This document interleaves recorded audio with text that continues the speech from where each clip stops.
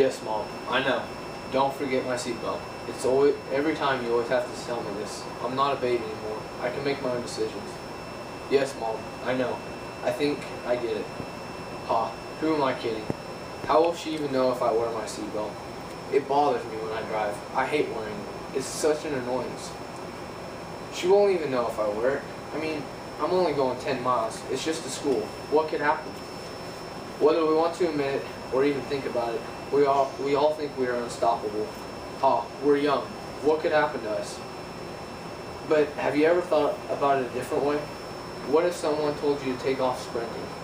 Sprint as fast as you can and run straight into this wall. What would you do it? I didn't think so. So why would you even dare? Why would you even think about it? If you ran into that brick wall, I'd probably tell you to go see the doctor. And then I'd have him check you out because you probably have a wire that's not connected right. So if something like running into that wall sounds stupid, don't you think it would be stupid to run into something going 60, 70, 80 miles an hour? Seatbelts. Seatbelts aren't just put in the car for protection, or are put in the car for protection, not just to add value to the vehicle or to make it look good. If you have never been in a wreck, ask someone. Ask them about their experience. It's very scary. I can tell you from my experiences, seatbelts can be lifesavers. When I was 11, me and my dad were checking cows, just like a regular Saturday afternoon. We got done checking the cows, and we got to the gate. Dad shut the gate. He came back and told me to put on my seatbelt just in case, because the roads were icy. I decided that day to put on my seatbelt. I was tired, so I leaned over to fall asleep. Not a minute later, I woke up. I heard this big bang. My dad was yelling. I didn't know what had happened. I woke up. The window was broke out, and the passenger window was broken out, and I could see the grass coming through my door.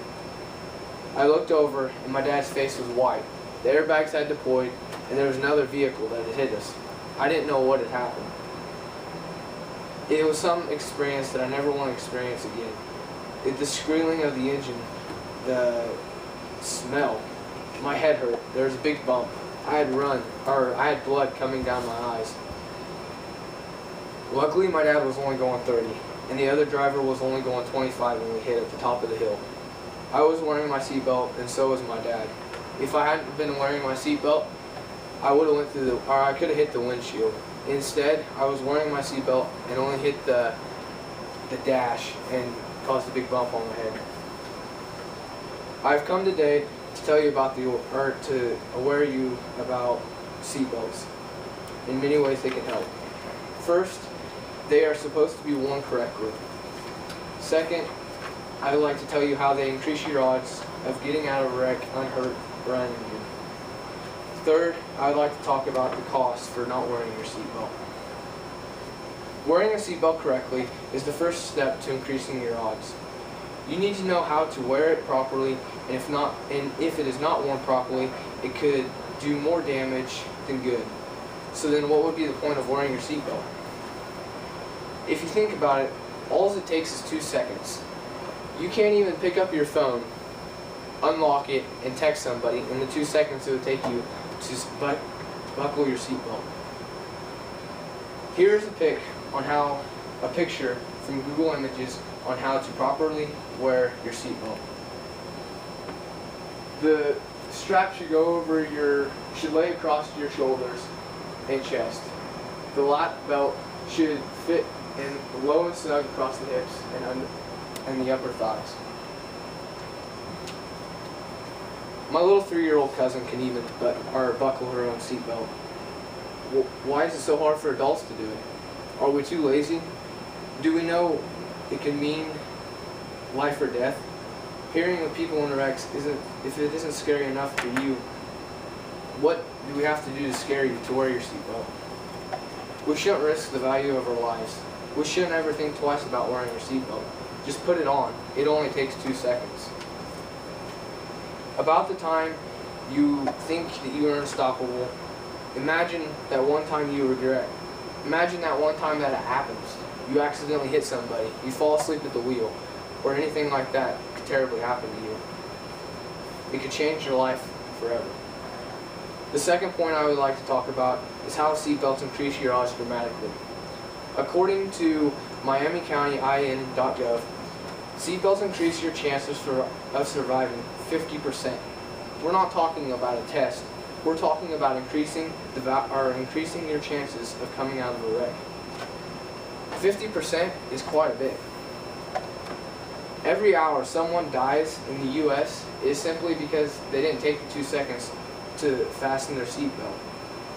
If a crash occurs at 40 miles an hour, a 150-pound person the size of me is thrown from a vehicle at the force of 6,000 pounds. 6,000 pounds. Also, some more facts from the site. 3/4 of crashes occur within 25 miles of your home.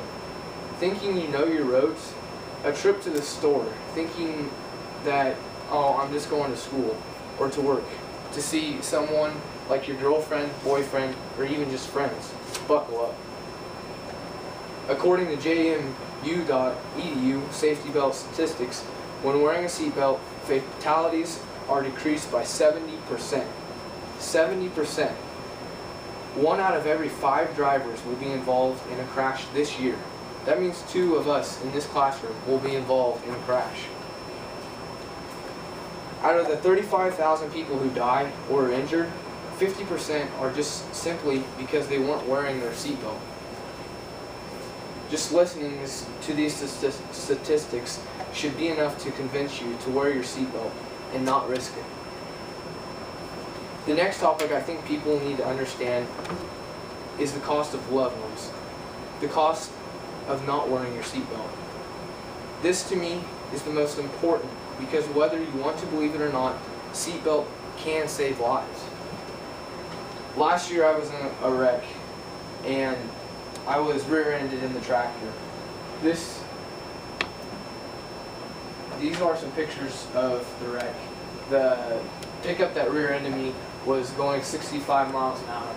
I was turning into my driveway and I seen the car a while back, but it never really fazed me that he was going to rear-end me. I thought maybe he would go around me, and so I looked to my left to see if he was going to pass me, but he never passed me. He just rear-ended me. It's some things like that that you never know could happen to you, but they do.